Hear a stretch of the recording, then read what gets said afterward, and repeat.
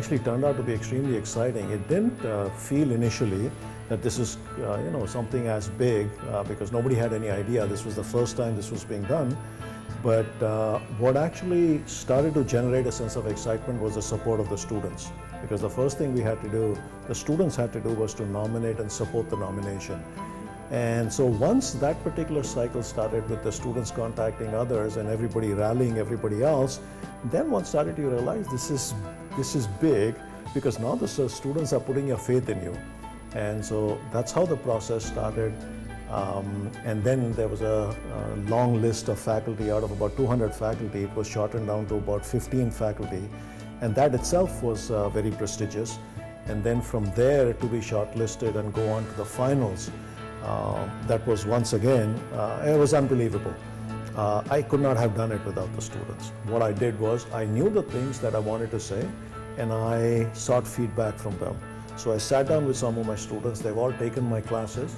So I approached them and I did a talk to them, and I got lots of feedback, lots of critical feedback.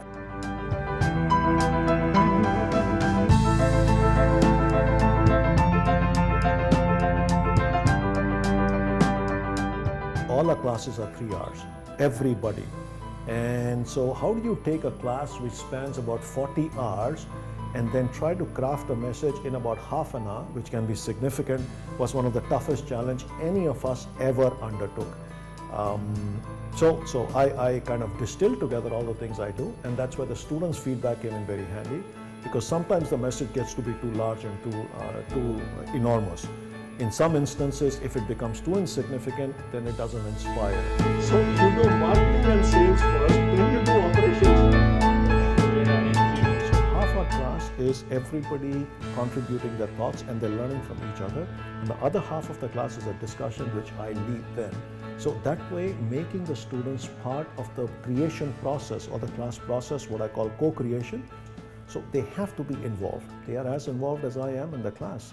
They know that I learn as much from them as they from me, and to do it with a sense of humor.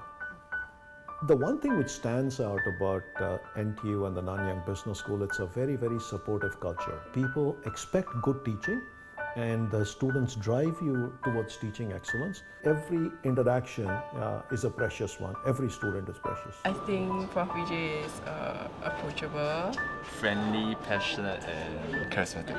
Congrats, Prof!